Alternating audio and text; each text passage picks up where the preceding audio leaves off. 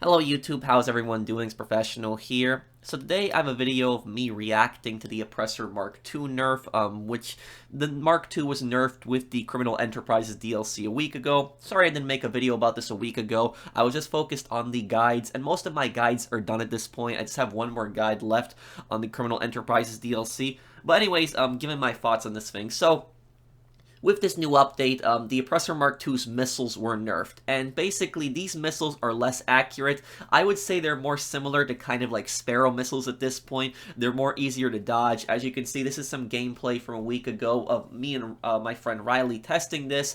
I also want to thank my friend X9 Darks for helping me with the later tests and for also letting me use his Oppressor Mark II for the majority of this video. But I can dodge a lot of the missiles at a distance, and if you're in a helicopter, you can dodge a lot of these missiles at a distance. If you're in a plane, you really should have no problem dodging these as long as it's a fast plane. You just fly around in circles as you previously did. It'll be actually a little bit easier to dodge these missiles. If you're in a helicopter at a distance, maybe like 100, 200 meters away, you should really have no problem dodging this. However, though, once the Oppressor Mark II gets close to you, you really can't dodge it anymore at this point. I tried to dodge it when the Mark II got close. I couldn't. And also, I killed Riley when she tried to dodge it. And this, happens to a lot of helicopters. Some helicopters are more agile than others. And the Buzzard, one helicopter that actually has missiles to fight the Mark II, if you get close to it, you can't really dodge it either. All the Mark II needs to do is just get close to the helicopter, hit it at an angle where its bigger side is on its side, and it blows up. And it's just gone at that point. I'm not saying this is nothing. The Oppressor Mark II, it's going to be harder for these idiots to kill people with the Oppressor Mark II. But on the other hand, I really don't think that this goes far enough. That's just my personal opinion. I know that chaff, and flares have been nerfed a bit, and it's, a little harder to use them. But the thing is, the Oppressor Mark II is already such a small target, and it's so hard to hit it with, any kind of missiles, unless it's, Ruiner missiles, Stromberg missiles, Toreador missiles. But, like, if you're using missiles from, like, a Sparrow or a Buzzard or even homing missiles on the ground, it's going to be really hard to, hit it while locking on. My solution to the Oppressor Mark II, and this is, what I've been saying for years. My solution, and I noticed a lot of people really liked my solution. My solution to this motorcycle, or I shouldn't even call this a motorcycle, this is, I don't even know what to call this thing. But my solution to this thing is basically to make it so that players that use the Oppressor Mark II can lock on to NPCs, hostile NPCs, and cops. That way, the people that want to use it for grinding can still use it for grinding, because I see all these comments of people saying, oh, I use the Oppressor Mark II for grinding. It shouldn't be nerfed because other people use it to grief. Well, if we made it so they can lock on to NPCs and cops, but it can't lock on the player vehicles, that will be that solution. That will be that compromise. People that use it for grinding can still use it for grinding, and the people that want to grief really won't be able to grief as much. They would have to manually aim the missiles. And also, griefers, when they have to actually manually aim the missiles, they're pretty terrible. When griefers actually have to manually aim the missiles, they have a hard time doing it. I know some people are good at this, hitting people on the ground with manual missiles, and it is kind of annoying, but griefers have a really hard time actually hitting somebody manually missiles. They rely on the lock-on. And that's the thing, is the Oppressor Mark II really takes no skill to use. With the lock-on, you can just spam missiles at anything, and it's almost always going to be a kill, because it's such a small target, and the fact that you can just keep spawning it with the motorcycle club menu, you can spawn with the mechanic, it's just ridiculous. And honestly, when you encounter these people that use the Oppressor Mark II to grief, the worst part for me isn't even the griefing. That's actually number 2. The worst part for me is that the people that use this thing to get kills honestly think that it takes skill. That's really the worst part about it. Like, you'll be flying a helicopter out of nowhere, some idiot will come over a Mark II, blow you up, and then message you 1-0. It's literally one of the stupidest things that I've ever seen. But I'll tell you guys something about the Oppressor Mark II.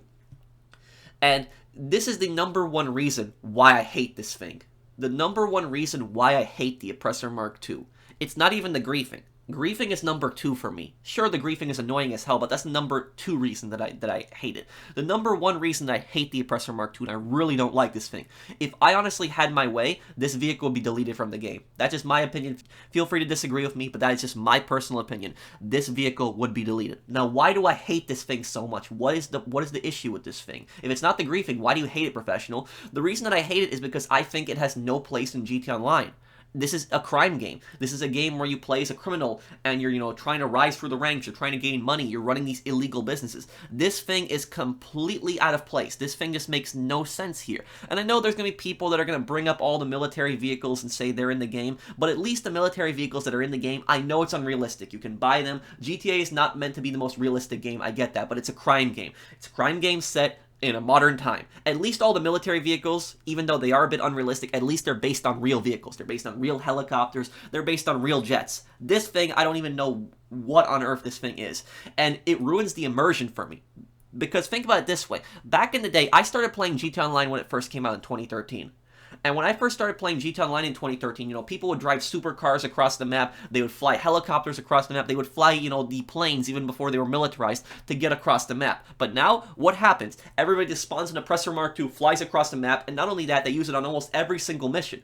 It ruins the immersion for me, because why use a car? Why use a plane? Why use a helicopter? Why use any of that when you can just spawn the Oppressor Mark II and just keep using that? Like when you see like a bunch of people in a motorcycle club just driving in formation, which is kind of cool, and then you just see a Mark II come out of nowhere. It just ruins the immersion. You see this big, biker gang driving down the street, and then you just see this futuristic whatever bike this is. That's my problem with this thing. Look at it from my perspective. If you disagree with me, that's fine, but understand my perspective. I'm an old school GTA 4 player. I played all the old GTA games, the 3D era, GTA 3, Vice City, San Andreas, when these games were at their peak. And my favorite GTA game was GTA 4. And GTA 4, sometimes I have a hard time believing that GTA 4 is in the exact same universe as GTA Online because of just the ridiculousness of GTA Online. Like, GTA 4 is this game that's set in this dark criminal underworld, but then GTA Online, you have, like, flying futuristic motorcycles. It's just ridiculous.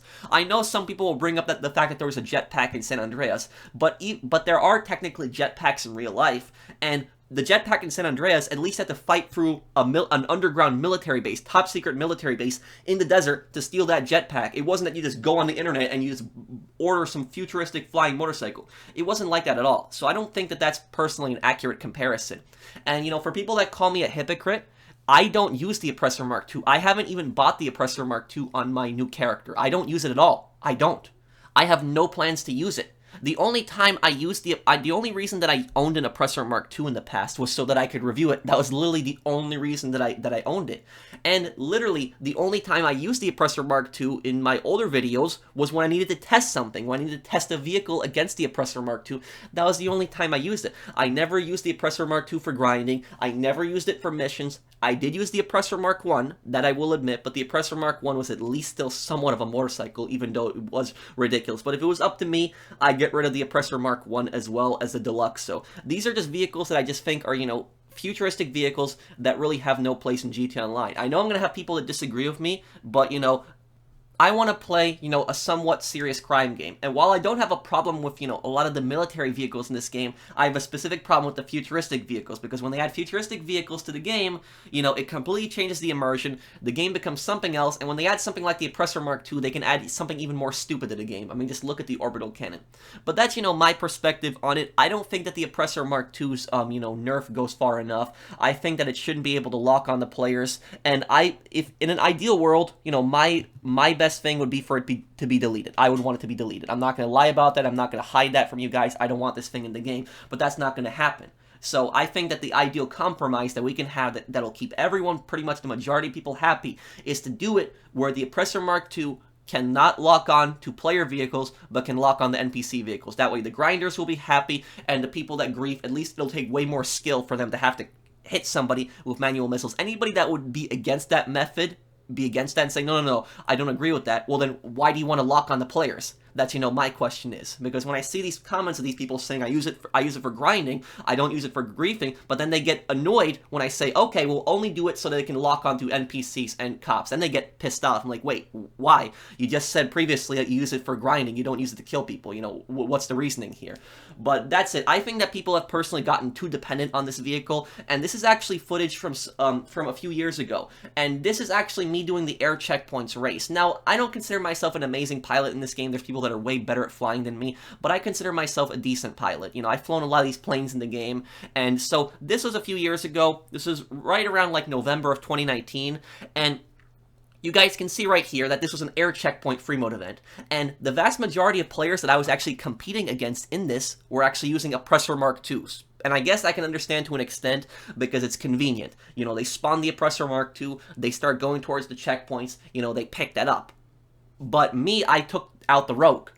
And the Rogue is way faster than the Oppressor Mark IIs. I can get around the map and hit these checkpoints way faster. If I crash, there's way more of a penalty because then I have to, wait for the plane to respawn. I have to go, to wherever the plane respawns. Doesn't just spawn right next to me. It spawns at select locations. But the point is, I knew how to fly the Rogue decently, and I beat all the other people that were using Oppressor Mark IIs. If they actually used planes like the Rogue against me, they might have had a chance of beating me. But that's the point that I'm making here. People become too reliant on the Oppressor Mark II. It's like the same thing like in Call of Duty. What happens in Call of Duty when there's some stupid overpowered gun? Everybody just uses that one overpowered gun. They don't use anything else. And then what happens is when that overpowered gun gets nerfed, people don't know what to use. And they're terrible with the other weapons because they've just been constantly used to using this one weapon. They don't know what the recoil is like on other guns. They don't know what the fire rate is like on other guns. They don't know how the other guns handle. And that's the exact same thing with the Mark II.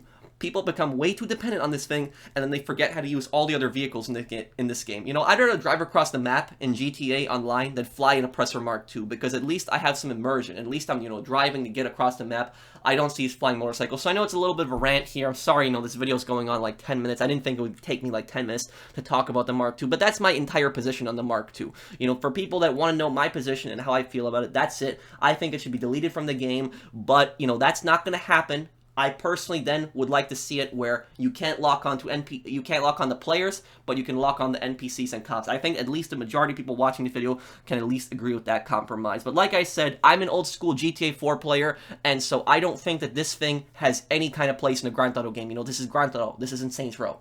So that's just the way that I see it. But thank you guys for watching. I'll see you guys on the next one. Let me know what you think down below. Take care, everyone.